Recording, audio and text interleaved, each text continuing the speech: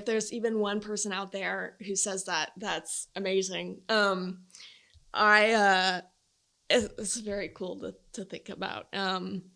Yeah, I mean, I think that's the reason people listen to my music. I would say, um, you know, even having people reach out to me or at a show, seeing the emotional responses on people's faces. I've had a couple of friends cry when they listen to the music and they're going through something and I've sang something that resonates with them. I think that's the whole point of why I love music. It is building community. It's sharing a personal story but tapping into a universal experience.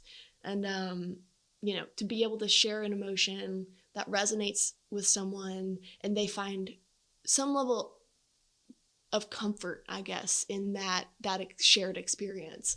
I do think that's why people listen to my music, and that's always been really special to me. Is just people reach out and say, "Oh my gosh, this is a song I needed to hear at the right time and like in my life," and thanks for writing that or thanks for sharing it. That's really special to me. I think that's where that connection comes in.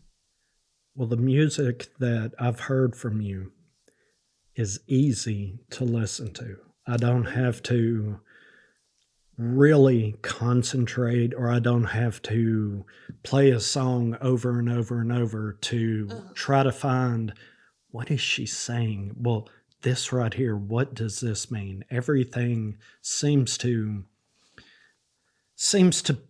create the music video in my head Yeah. of the song. And my mind works in pictures. Mm-hmm. So when I hear a song or I read a book, I've created the story in my head. And I love songs that tell stories. Yeah. Because that in my head it's real easy to make that music video. Yeah. And I'm going to enjoy that song that much more.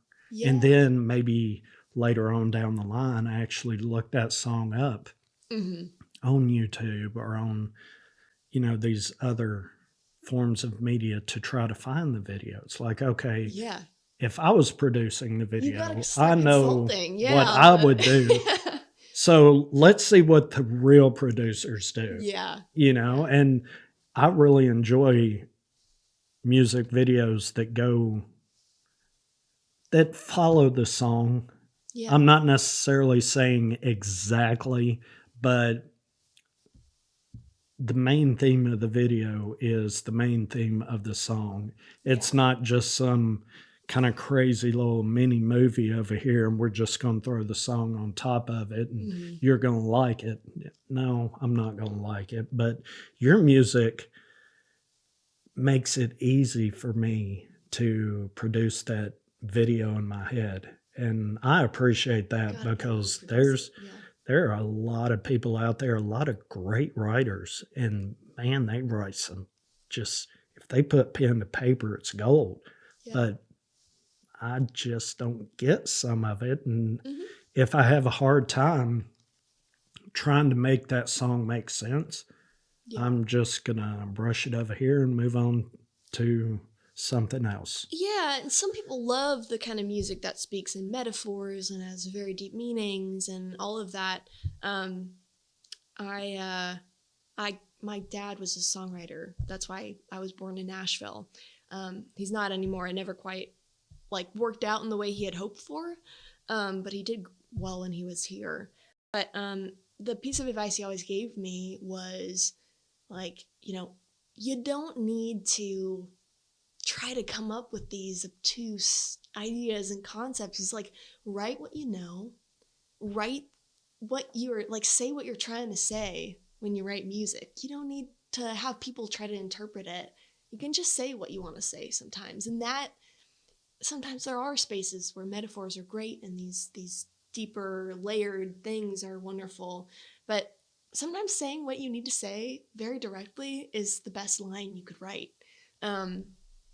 And that has stuck with me of telling stories, really talking about those details of those moments and trying to build out those pictures and those mental videos you're talking about.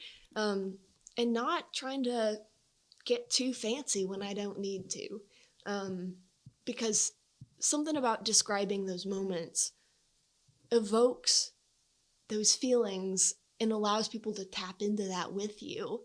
And I think that, to me, is what I love about songwriting, and about the songwriters I look up to, and I try to emulate. Yeah. So when you write a song,